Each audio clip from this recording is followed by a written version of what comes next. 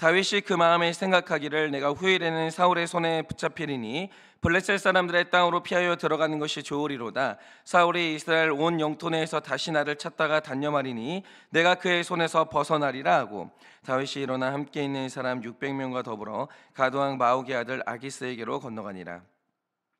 다윗과 그의 사람들이 저마다 가족을 거느리고 가드에서 아기스와 동거하였는데, 다윗이 그의 두 아내 이스라엘 여자 아히노함과 나발의 아내였던 갈멜 여자 아비가일과 함께하였더니, 다윗이 가드에 도망한 것을 어떤 사람이 사울에게 전하매 사울이 다시는 그를 수색하지 아니하니라.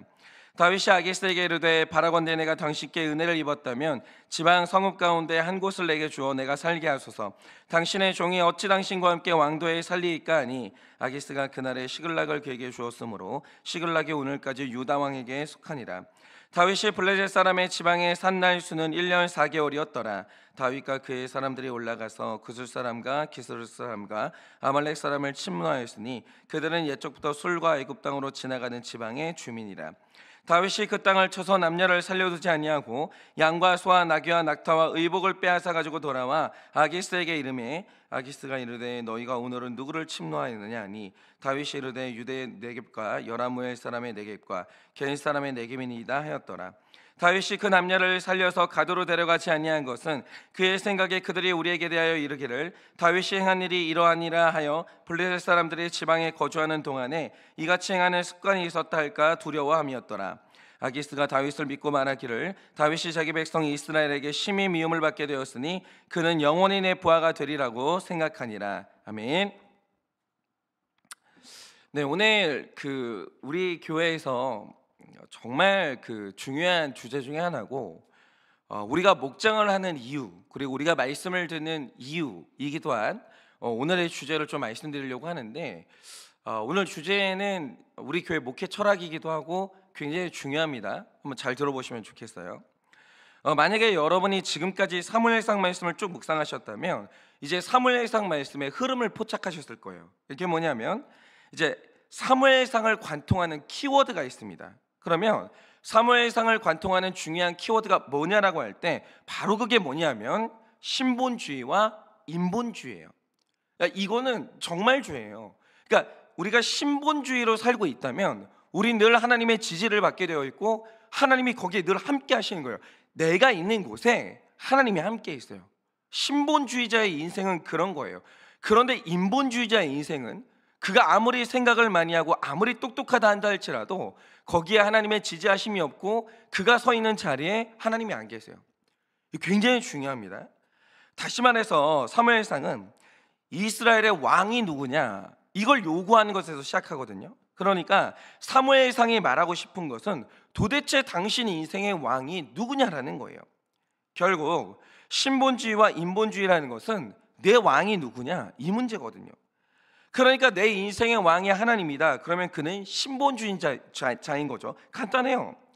그런데 내 인생의 주인이 나고 내가 왕이라면 그는 인본주의자인 거예요. 그냥 스스로 힘으로 살면 되는 거예요.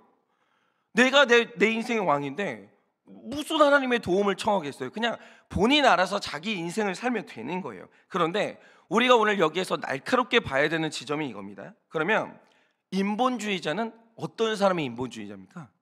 이게 중요하잖아요. 그리고 신본주의자는 어떤 사람이 신본주의자예요? 그러니까 제가 이 질문을 드린 이유가 뭐냐면, 어떤 사람은 인본주의자예요. 그런데 본인이 신본주의자라고 착각하고 살아요. 그러니까 어떤 사람은 또 신본주의의 길을 걷고 싶은데 뭐가 신본주의자로 사는 길인지 이걸 또 모르는 분이 있다라는 거죠. 이거는 중요합니다. 그러니까 여기서 헷갈리지 말아야 되는 게 뭐냐면, 어떤 사람이 교회를 다니고 기도라는 거라고 성경 말씀의 내용을 안다고 해서 그가 그래서 신본주의자가 되는 건 아니라는 거예요. 바로 그 대표적인 인물이 사울 아닙니까? 여러분, 사울이요 제사 드렸습니다. 사울이 사무엘을 존중했고요, 그도 순종하는 모습을 보여줬어요. 그런데 성경이 규정하는 사울은 완벽한 인본주의자였다는 거죠. 그러면 인본주의의 특징은 무엇이고 신본주의의 특징이 뭐냐라는 거예요. 그것도 우리가 지금까지 묵상했던 사무엘상 말씀에서 찾을 수 있는데요, 여러분 한번 잘 기억해 보세요. 처음에 이스라엘 백성이 사울이라는 사람을 왕으로 선택했어요.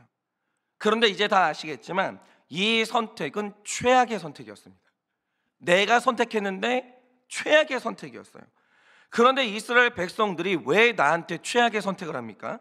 그들이 왕을 뽑는 중요한 선택을 할 때 자기를 신뢰해요. 그러니까 내가 눈에 보이는 것을 전적으로 믿었고 내 느낌을 전적으로 신뢰했어요. 나는 맞다는 거죠. 내가 봤으니까 확실하다는 거예요. 그러니까 이런 겁니다. 내가 보니까 사울의 키가 다른 사람들보다 어깨 하나는 크고 얼굴이 세상 어느 나라 왕에게 비교해도 뒤지지 않을 만큼 준수해요. 그러니까 내 눈에 보기에 사울은 분명히 왕이 될 상이에요. 내 눈이 똑똑히 봤다라는 거죠. 그런데 저는 여기에는 동의를 합니다.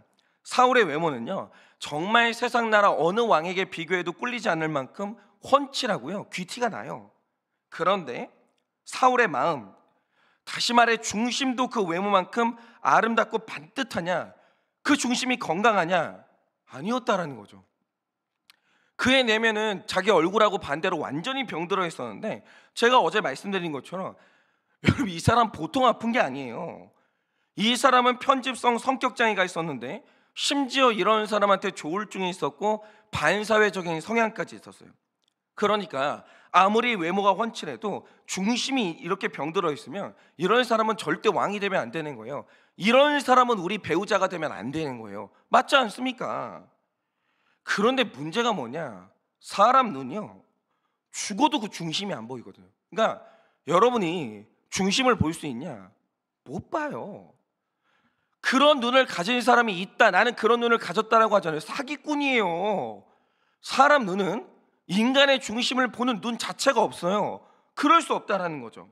그런데 봐야 될 걸 보지 못하는 사람이 자기 눈에 보이는 걸 확신하는 거예요. 이것처럼 미련한 게 없는 거예요. 그 눈이 가장 중요한 걸 못 보는 눈이에요. 그런데 이런 사람이 자기 눈을 의지하고 인생을 살아요. 그럼 어떻게 되겠어요? 필연적으로 언젠가는 최악의 선택을 하는 거죠. 그래서 선택한 왕이 누구냐? 사울이었고, 사울이 왕이 돼서 겪는 백성의 고난은 다 자기 삶의 결론이에요. 자기를 신뢰한 결론이거든요. 그러니까 이렇게 자기 감각을 전적으로 믿고 인생의 중요한 결정을 하는 게 뭐냐? 이게 바로 인본주의라는 거예요. 그러니까 제가 요즘에 목회를 하면서 그러니까 저는 이제 목회를 하다 보면 데이터가 쌓일 거 아니에요, 시간이 지나면서. 그런데 그분들이 인생에서 겪는 일을 보면서 내 인생의 어떤 중요한 교훈을 얻게 되는데, 정말 중요한 것 중에 하나가 뭔지 아세요? 다 사람이 고난을 만날 때 그 시작이 뭐냐? 자기를 믿고 자기 판단이 이게 확실하다라고 하면서 자기 길로 갈 때 사람은 그 끝에서 언제나 고난을 당해요. 반면에 다윗은 신본주의자거든요. 여러분, 이게 중요한데 다윗은 자기 눈에 보이는 걸 다 믿지 않아요. 그는 자기 자신보다 하나님을 더 신뢰하는 사람이에요. 그래서 사무엘상 말씀을 보면 그의 영성이 건강할 때 꼭 나오는 표현이 있어요. 이거는 어김이 없어요. 그의 영성이 건강하면 반드시 나오는 표현이 있는데, 동시에 영성이 시들해질 때 바로 그 표현이 사라져요. 그러면 그게 뭐냐? 바로 그게 묻자와 이르되라는 말이에요. 예를 들어서 사무엘상 23장 말씀을 보시면 이때도 다윗은 한창 사울에게 쫓기는 중이었거든요. 그런데 이때 누가 누구를 도와요? 내가 쫓기는 신세인데. 그런데 이런 당시에 어느 날 다윗의 귀에 들리는 소식이 뭐냐? 블레셋 사람들이 그일라를 침공한 다음에 그들이 추수한 것을 빼앗고 있다, 이런 소리가 내 귀에 들려요. 그러면 사람의 눈으로 볼 때 이때 다윗이 그일라를 도와줄 상황이냐라고 하면 그게 아니라는 거예요. 아무리 봐도. 만약에 내가 도와주러 가서 블레셋과 싸우는데 만약에 싸움이 빨리 끝나서 그일라를 적당한 시간에 빠져나올 수 있다, 그럼 또 몰라요. 그런데 만약에 블레셋과 싸우다가 싸움이 길어지면 이 거리가 사울이 금방 도착하는 거리예요. 그런데 만약에 내가 사울에게 포위를 당한다, 죽을 수도 있는 상황이거든요. 그러니까 이 상황을 사람의 눈으로 볼 때는 그일라를 도와주면 안 되는 상황이에요. 그래서 그 다윗의 참모들이 다 말렸어요. 안 됩니다. 이러다가 우리 큰일 나고요. 그일라는 우리가 죽는 자리입니다. 가면 안 됩니다. 이렇게 얘기를 해요. 그런데 이때 다윗이 하는 게 뭐냐? 사무엘상 23장 2절을 보면 다윗의 신본주의를 이렇게 기록합니다. 이에 다윗이 여호와께 묻자와 이르되 내가 가서 이 블레셋 사람들을 치리이까? 이렇게 내 눈에 보이는 것을 전적으로 믿지 아니하고 내 눈에 보이는 이 판단이 맞는지를 하나님께 묻자와 이르되를 해요. 이거는 정말 중요해요. 그러니까 언제나 모든 삶의 영역에서 큰 고난을 당하는 사람들의 고질적인 문제가 있어요. 이게 뭐냐면 묻자와 이르되를 절대 안 해요. 묻자와 이르되를 안 하는 거죠. 그리고 하나님의 명확한 응답이 오면 내 눈에 보이는 것보다 하나님의 말씀을 더 신뢰하는 거예요. 그러니까 하나님의 말씀을 따라서 복받는 인생이 뭐냐면 묻자와 이르되를 하는 거예요. 그러니까 신본주의가 뭐냐라고 할 때 다른 게 없어요. 그냥 하나만 보면 돼요. 하나님께 묻자와 이르되 하는 인생이 신본주의예요. 묻는 인생이 신본주의라는 거죠. 여러분, 그가 아무리 교회를 다니고 성경 지식을 알아도 인생의 중요한 결정의 순간마다 하나님께 묻지 않는 사람은 스스로 인본주의자라는 걸 인정을 해야 되는 거예요. 그러면 여러분, 묻는 게 뭐예요? 되게 간단해요. 말씀을 들으면 되는 거예요. 이 말씀이 나랑 연결되면 되는 거예요. 오늘 나의 삶에 중요한 결정이 있다. 그러면 오늘 설교 말씀이 나에게 뭐라고 하시는지, 오늘 큐티 말씀은 나에게 뭐라고 하시는지, 그리고 구속사를 알고 있는 나의 지체들이 나에게 뭐라고 말하는지 묻고 또 묻고, 그 묻고 얻은 답들에 대해서 내 삶에 적용하는 거, 이게 바로 묻는 인생이라는 거예요. 그런데 묻는 인생 자체가 신본주의이기 때문에 그는 하나님의 지지를 받는다라는 거죠. 그러니까 저도 고백하는 게 뭐냐면, 저는 38살 때까지는 분명히 인본주의 목사였어요. 이게 웃기잖아요. 목사인데 인본주의자였어요. 그리고 바로 제가 사울이었다는 거죠. 왜냐? 저는 그 이전까지 인생의 목적을 정하고 사역지를 옮길 때마다 단 한 번도 하나님께 묻자와 이르되를 한 적이 없어요. 심지어 저희 아버지가 반대한 적이 있었습니다. 야, 너 그 길은 아닌 것 같다. 하면 안 될 것 같아. 그러거나 말거나. 내 인생 내가 개척하는데 아버지가 뭘 하시냐고 한 번도 들은 적이 없어요. 묻자와 이르되를 안 하는 거예요. 다 내 눈에 보기 좋은 곳을 따라서, 여기가 대형교회고 내가 인정받고 성공할 만한 자리로 보이면 내 눈의 판단을 전적으로 믿었고 늘 거기를 갔어요. 그리고 내 눈을 믿고 간 그 자리에서 고난당했어요. 저는 늘 그랬어요. 그런데 이렇게 사는 제가 어떻게 하나님이 왕이에요? 아니, 하나님께 단 한 번도 묻지 않고 한 번도 야망을 꺾지 않은 내가 어떻게 하나님 앞에서 신본주의자라고 말할 수 있겠습니까? 그럴 수는 없는 거죠. 그러니까 다윗은 인생의 중요한 순간마다 하나님께 묻자와 이르되를 해요. 이게 다윗이에요. 묻자와 이르되의 인생. 그리고 하나님이 원하시는 선택을 할 때마다 하나님이 그가 가는 모든 길을 지지해 주시고, 그가 사망의 음침한 골짜기에 있을지라도 다윗이 있는 곳에 하나님이 거기에 계시는 거예요. 이게 바로 묻자와 이르되의 인생이 누리는 복이라는 거죠. 그런데 잘 보세요. 여러분이 오늘 말씀을 보시면 다윗의 인생에 등장해서는 안 되는 구절이 등장하는 거예요. 그게 뭐냐? 오늘 말씀에서 다윗이 굉장히 중요한 결정을 하는데, 그런 때 이런 때 다윗은 평소에는 늘 묻자와 이르되를 했어요. 그런데 여러분이 오늘 말씀 1절을 보시면 시작이 이상해요. 뭐라고 말하냐? 다윗이 그 마음에 생각하기를 이래요. 여러분, 성경에서 다윗이 중요한 결정을 할 때 이런 식으로 시작하는 구절은 여기가 처음이에요. 다윗이 그 마음에 생각하기를 이런다는 거죠.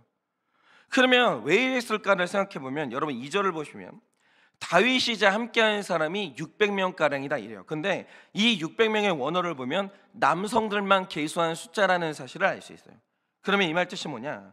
이 600명의 아내들과 자녀들까지 다 합하면 이제 다윗이 이끄는 무리가 3,000명은 좋게 됐다라는 거예요. 그런데 다윗이 이제는 인생도 좀 살았어요. 이제 다윗은 소년이 아닙니다. 그리고 다윗이 이렇게 큰 무리의 리더가 됐어요. 권위도 생겼습니다. 그러니까 어쩔 수가 없어요. 나이를 먹으면 먹을수록 깊어지는 것까지는 좋은데 인간적인 교만함이 떠올라오는 거예요. 그리고 마음에 쓱 이제 들어오는 생각이 뭐냐? 내가 언제까지 물어봐야 되나? 이제 나도 묻지 않아도 혼자서 스스로 판단할 수 있는 나이가 됐다. 그 정도 위치가 됐다. 이 인본주의가 떠올라오는 거예요. 이게 그러니까 저도 이제 목회라는 게 있잖아요. 경력이 늘어나면 이 양날의 검인 게 뭐냐면, 경력이 늘어나고 경험이 늘어나면 경험은 쌓이는데 하나님께 물어보지 않는 교만으로 갈 수도 있어요.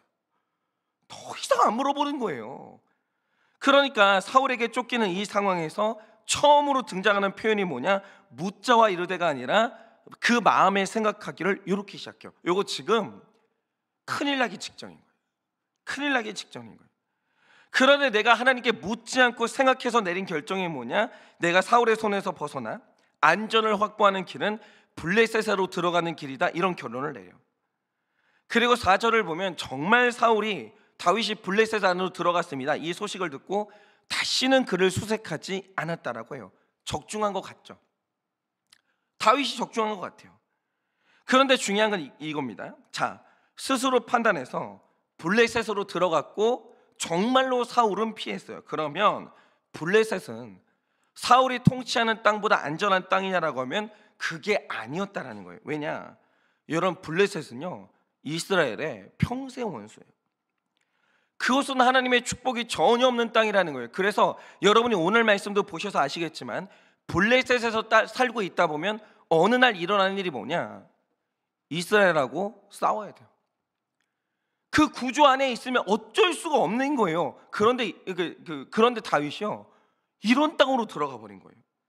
그리고 블레셋은 완전히 이방신을 섬기는 나라인데 다윗의 식소들이 거기를 갔다가 블레셋의 영향을 받으면 그 무리의 구원은 어떻게 되는 거예요? 어떻게 할 거냐고요. 그러니까 지금 다윗은 이유가 있어서 사울에게 연단받고 있고 사울이 다윗의 몸에 손을 대지 못하도록 하나님이 지키고 계시기 때문에 아무리 사울이 힘들게 한다 할지라도 약속의 땅에 있는 것이 다윗에게 가장 안전해요. 가장 안전해요. 왜요? 그 약속의 땅에는 사울도 있지만 나를 지켜주시는 하나님의 눈이 항상 머무르는 땅이 그게 바로 이스라엘 땅이거든요. 그런데 다윗이 묻자와 이르되를 하지 않고 처음으로 자기 눈을 신뢰하면서 블레셋으로 들어가요. 블레셋으로 들어가요. 그래서 결과가 어떻게 됐냐? 여러분이 앞으로 보시면 아시겠지만 다윗이 하나님께 묻지 않고 가는 그 길에서 어떤 일을 겪는지 아십니까? 사울에게 당한 위기는 될 것도 아니고요, 다윗의 인생에 겪어본 적이 없는 고난 속으로 들어가요. 겪어본 적이 없는 고난 속으로 들어가고 위기를 경험하게 되는 거예요. 그런데 이 사건이 중요한 이유가 뭐냐면 바로 이게 성경에 나오는 믿음의 조상들과 우리의 삶에서 늘 일어나는 그 일이기 때문이에요. 여러분 잘 보세요. 여러분이 어느 날 야 이거 돈 버는 길이다, 야 이건 안전한 길이다, 야 이 사람하고 결혼하면 대박 난다 이러면서 어떤 결정을 했어요. 그런데 거기서 지금 고난을 당해요. 그 시작이 뭐였는지 가만히 한번 보세요. 지금 그 시작이 뭐였는지 가만히 보세요. 정말 여러분이 그걸 묻고 결정했습니까? 아니었을 가능성이 굉장히 크더라는 거예요. 묻지 않고 하는 결정이 하나님이 지지를 안 해요.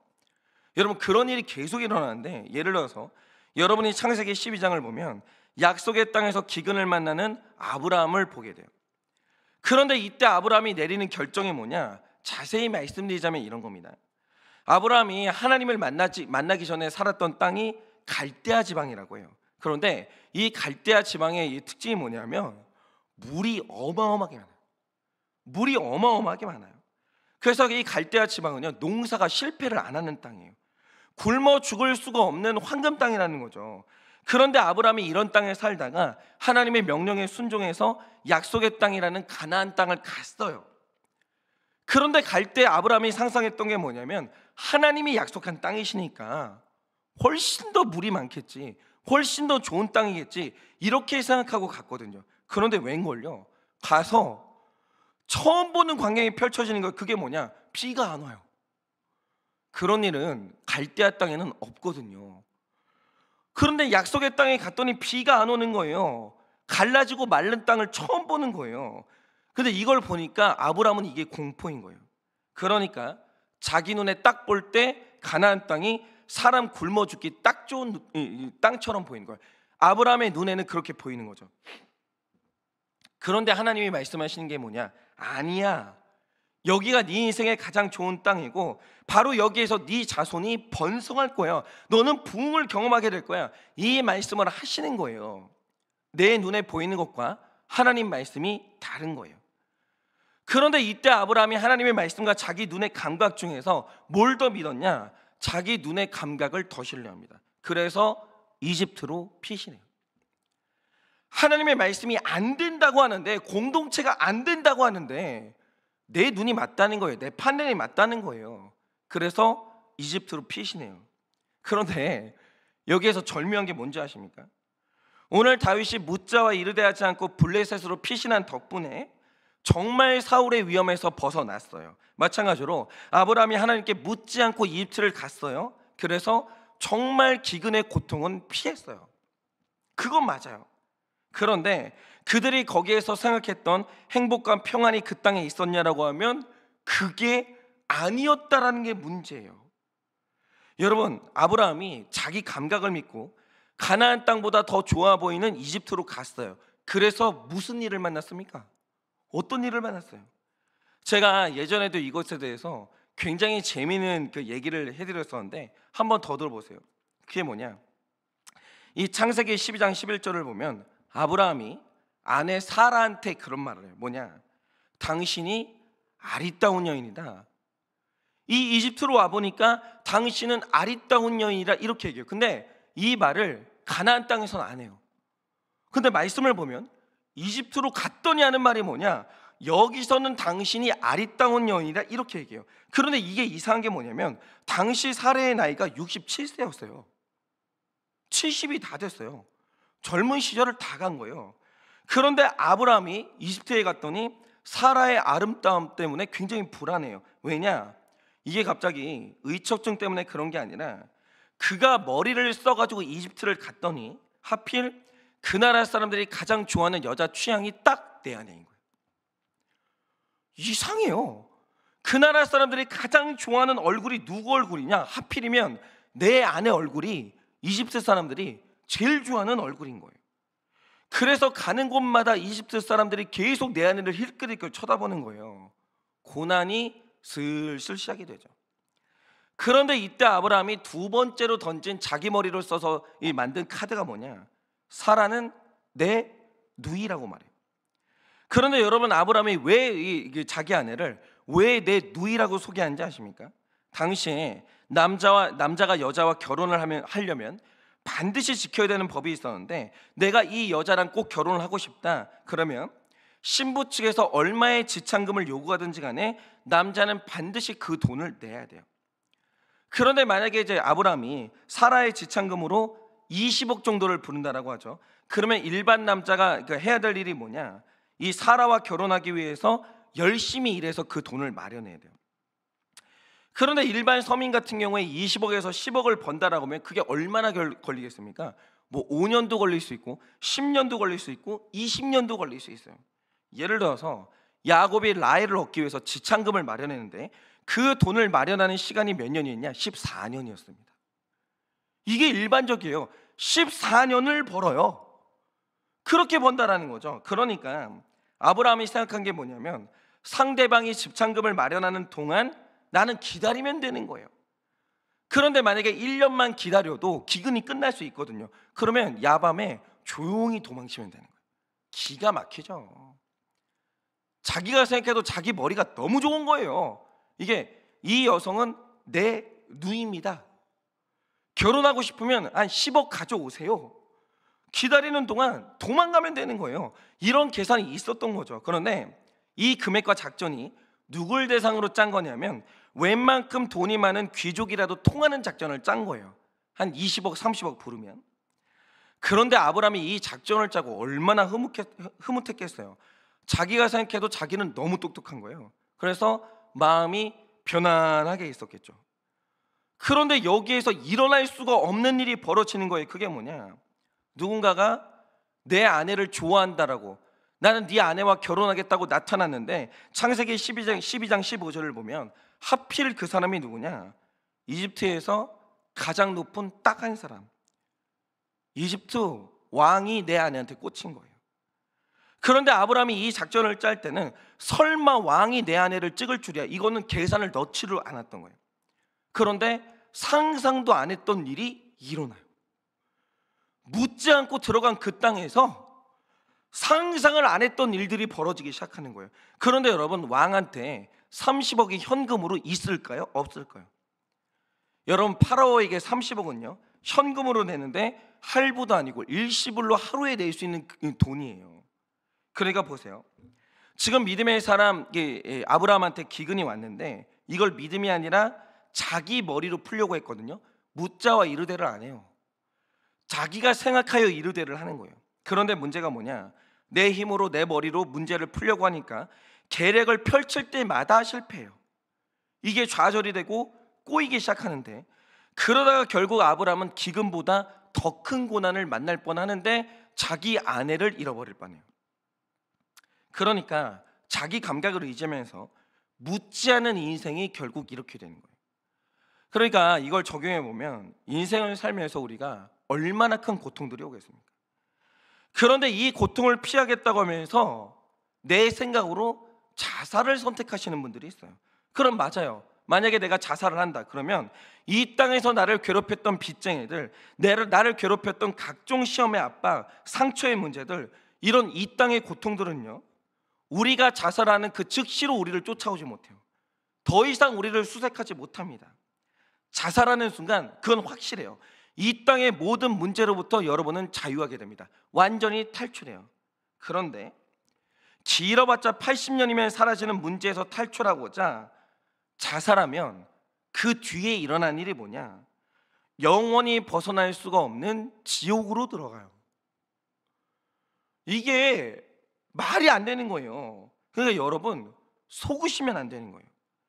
여러분, 이 땅의 문제가 우리에게 얼마나 큰 고통을 주는지 제가 모르겠습니까?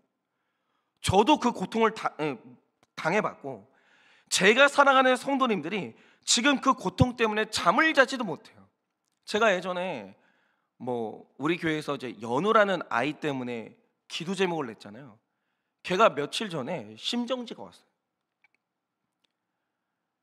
그 어린 까난 아이가 지금 중환자실에 있는데 얘가 지금 심정지가 왔었어요. 그러면 의사들이 막 깨우는 거죠. 얘를 살리려고. 여러분, 지금 우리 삶에 이런 고통들이 계속 몰려요. 계속. 그 성도님들은 고통 때문에 잠도 자지 못하고 식사도 못하고 살이 말라서 뼈가 드러나는 걸 눈으로 봐요. 그 고통을 제가 왜 모르겠어요? 여러분, 이 땅의 고통이 만만한 고통이 아니에요. 너무 힘들어요. 알죠? 그러나 제가 믿음으로 확실히 말씀드릴 수 있는 게 뭐냐? 이 땅의 고통은 반드시 그거 끝나는 날이 있다라는 거예요. 우리 인생에는 소망이 있어요. 여전히 남은 것이 있다라는 거예요.